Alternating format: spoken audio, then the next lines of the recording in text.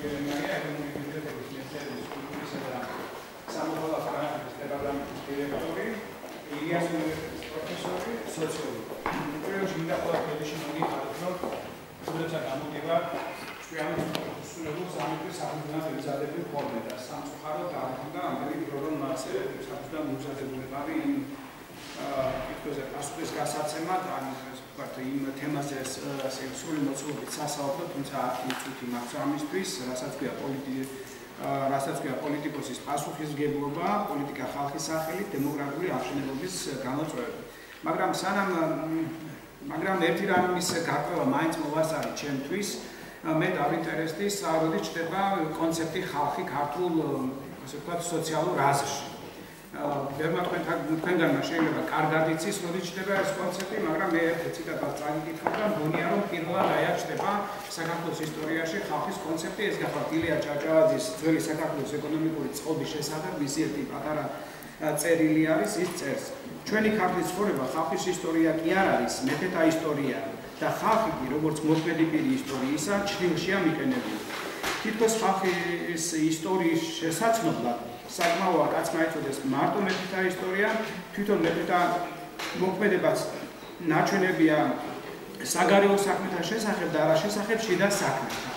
ვფიქრობ, რომ ეს არის ძალიან მნიშვნელოვანი ციტატა, აზრი ილია ჭავჭავაძიდან შეიძლება დღეს გავიზიაროთ და ამის კიდევ ერთხელ არის ნათქვამი, რომ ყველანი ვინც აქვს ხედვათ, ჩვენ ვართ საფრანგეთის რევოლუციის შვილები, ეს ვართ სწორედ მესამე წოდების ღირებულებების მატარებლები და შესაბამისად ლეგიტიმაციის მთავარი წყაროს პირობებში ხალხია, ამით ხალხი გვევლინება აქტორად, მთავარ აქტორად, მაგრამ მართლა ასე თუ არა ეს რადგან სოციოლოგებს შეიძლება ანეკდოტებით ანუ ყოველდღიური ამბებით საუბარი უყვართ ამასინად, ერთი ჩემი გერმანელი კოლეგა მეუბნება, რომ არ ვიცი რა ენაზე ლაპარაკო ტაქსის მსხვერპლს, ტაქსის მსხვერპლობა მოსულება დღეს ძალიან მოდაშია, პრეზიდენტმაც კი ესე იგი ტაქსის მსხვერპლს ზე თქვა რომ არჩევნები თქვენი წყალობით წავაგეთ და ასე შემდეგ.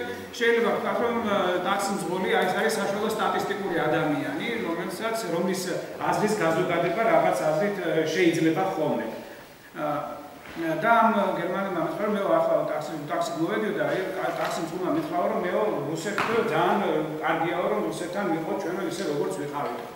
და ასეც მე ვუთხარი რომ 1923 წელს გერმანიაში ტაქსი მსხვილისთვის რო გეკითხათ გერმანიის საგარეო და საშინაო პოლიტიკის შესახებ ის რაღაც 30 მეტრი. ანუ პრაქტიკულად პრობლემური საკითხია ხალხი როგორც ასეთი ჩვენ ძალიან ძნელია ვილაპარაკოთ ხალხზე და მის პასუხისმგებლობაზე. ერთადერთი შემთხვევა, როცა ხალხი გამოდის ესე ვთქვათ პოლიტიკურ ასპარეზზე, როგორც ხალხი, მას ერქმევა სხვა სახელი, ეს არის ამომრჩეველი და ის არჩევნებში ამჟღავნებს თავის თავს.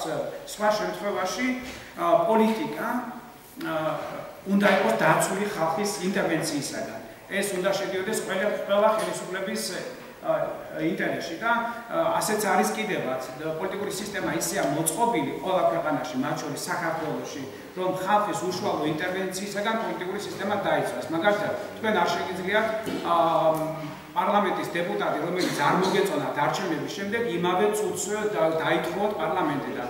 ამისთვის საჭიროა პროცედურა, არსებობს ესე იგი პარლამენტარის იმუნიტეტი და ასე შემდეგ.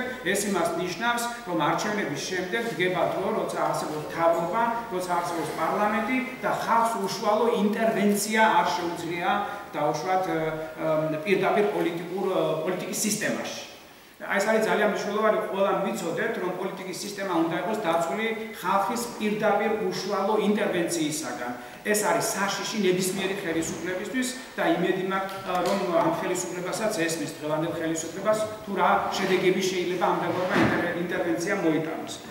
საქმე ის გახლავთ, რომ ამ ინტერვენციისაგან მოწოდება და როგორც ამბობენ ის აპელირება საშინაო დამყარს სიტყვა ხალხზე დაყრდნობა და ხალხის მოწოდება პოლიტიკაში დასახმარებლად უკვე ხელისუფლებაში მოსული პოლიტიკოსებისთვის, რომლებთაც უკვე აქვთ ინსტრუმენტები ამოცანების გადასაჭრელად და საკუთარი ხედვის გასატარებლად, სასარგებლო არ არის. ამას ვამბობ მე სრულებით კეთილ განწყობილი არა ზოგადად რომელიმე ხელისუფლების მიმართ, არამედ როგორც ამ ქვეყნის მოქალაქე. ამიტომ პოლიტიკოსების პასუხისმგებლობა არის თავი დაიცვას ხალხის პოლიტიკაში უშუალო ინტერვენციისაგან და ამას უნდა დაუდოს საზღვარი. ეს არის ძალიან მნიშვნელოვანი. გარდა არჩევნებისა, ხალხს შეუძლია სხვადასხვანაირად გამოავლინოს თავისი თავი და მოთხოვნები. ეს არის საკუთრებად დემონსტრაციები, პროტესტის გამოთქმა, ან მხარდაჭერა და ეს ხდება ყოველთვის არა მთლიანი ხალხი მოგეხსენებათ ამ დროს ქუჩაში არ გამოდის ყველა, გამოდის რაღაც ჯგუფი და აქაც ესე იგი ხელისუფლება უნდა იყოს, ასე ვთქვათ, ყურადღებით რა ჯგუფი ლაპარაკობს, ვისი ხმა ისმის, ვინ არის ეს და არა მთელი ხალხი. ამიტომ არჩევნებიდან არჩევნებამდე პოლიტიკოსებმა ხალხს თავი უნდა დაანებონ და ხალხმა უნდა ისწავლოს, რომ არსებობს ესეთი გერმანული სიტყვა das Verfahren, მეთოდი. არსებობს პოლიტიკაში მოსვლის, წასვლის და მეთოდი. ეს არის არჩევნები და აი ეს ამაზე უნდა იყოს კონსენსუსი საზოგადოებაში, რომ არჩევნების მეშვეობით უნდა მოხდეს ყველა ხელისუფლების ცვლილება. მე ვთვლი, რომ რაც უკანასკნელ დროს ესე იგი ჩვენს ისტორიაში მოხდა, მე პირველი ოქტომბრის კავშირში რამდენადაც ჩემთვის სასიამოვნო არ იყოს ეს შედეგები, ეს იყო მხოლოდ კარგი, რომ ჩვენ ამ ფორმით შევძელით ესე იგი მეთოდის მეშვეობით, პროცედურის მეშვეობით შევძელით ესე იგი ასე ვთქვათ რაღაც შედეგებამდე მისულიყავით, იმ შედეგებამდე, რაც დღეს გვაქვს. მეორე მხრივ ეს რაც შეეხება ხალხის და პოლიტიკოსის პასუხისმგებლობას, რაც შეეხება ინტელექტუალების პასუხისმგებლობას. ინტელექტუალების პასუხისმგებლობა საკმაოდ მნიშვნელოვანი საკითხია, თუ დაუბრუნდებით ჩემს ესე იგი ისტორიას, რომელიც მე მოგიყვებით, ხალხს შეიძლება უნდოდეს ესე იგი სრული ასავალ-დასავალი, ხალხს შეიძლება უნდოდეს, მე არ ვიცი ასეა თუ არა, მაგრამ თუ ჩვენ ვილაპარაკებთ გაზეთების გაყიდვების და ასე შემდეგ რაოდენობით, ასავალ-დასავალი ალბათ ნომერ პირველ ადგილზეა, აქამდე ასე იყო, ამიტომ შეიძლება ასავალ-დასავალი როგორც მეტაფორა ესე გამოვიყენოთ, ხალხს შეიძლება სრული ეს ასავალ და განსაკუთრებით მისი ბოლო ნომერი, ანუ ბოლოს წინა ეს უნდოდეს, მაგრამ ნუ არაფერი და ესე რა ვიცი, წავიკითხავდი მაგალითად არის ნუ ერთი პოეტის სიტყვები, რომ ნუ დავხოცოთ, მოვკლათ, მოვჭრათ თავი, გადავარდოთ ეს ისა ვინ არიან ჩამოგრასება. მოკლედ, აქ სად არის რა პასუხისმგებლობა? ესე იგი, მთელი ეს სისტემა შეიძლება წარმოვიდგინოთ, ესე იგი, პოლიტიკოსების პასუხისმგებლობა, ხალხის პასუხისმგებლობა, რომ ხალხმა ისწავლოს, რომ ისინი ყოველ წუთს და ყოველ წამს, ესე იგი, პერმანენტული რევოლუციის პირობებში ვერ იქნებიან და ვერ შეცვლიან ხელისუფლებას, ეს უნდა ვიცოდეთ ყველამ კარგად, ხო? და ინტელექტუალების ასე ვთქვათ პასუხისმგებლობა ან საჯარო ასე ვთქვათ არა მარტო ინტელექტუალების, არამედ საჯარო ფიგურების პასუხისმგებლობა, რომ ჩვენი თითეული ასე ვთქვათ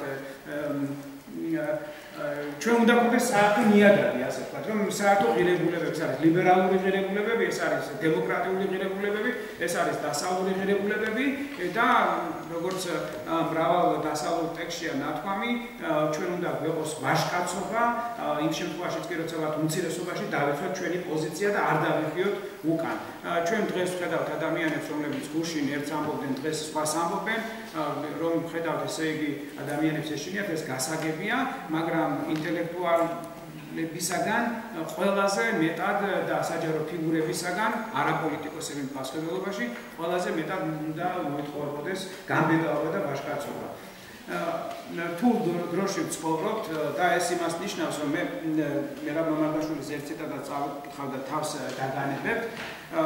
სხვადასხვა უნდა აქ უნდა გითხრათ, რომ რაღაც გამოცდილების გარეშე რაღაც ტექსტების გაგება შეუძლებელია პრინციპში. ეს გამოცდილება იმას ნიშნავს, რომ უნდა იცხოვრო ამ რაღაც საზოგადოებაში, რაღაცას მიხვდე, რას გეუბნება მეორე ადამიანი.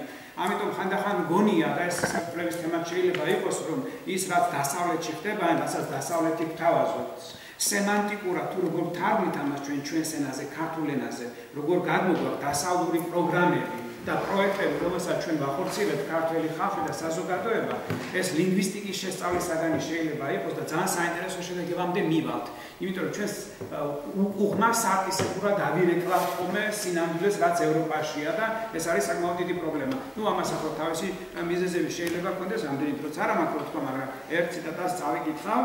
მერაბ მამარდაშვილის ერთი ესე იგი ინტერვიუდან, როგორც საბჭოთა ადამიანთა მთელი ერთობლიობა, ჩვენ იმდენ ხანს ვთვლენდით, ისე გავიყინეთ, რომ დღეს ხელახლა უნდა ვისწავლოთ სიცოცხლის გარჩევა სიკვდილისაგან, ოცნებისა, რეალობისაგან, ქართველებმა უნდა იმუშაონ საკუთარ თავზე, გამდენონ უვიცობა და ისტორიული წყლიანი მათ ზნეში, საქმიანობაში, ცოდნაში რომ დაგროვდა.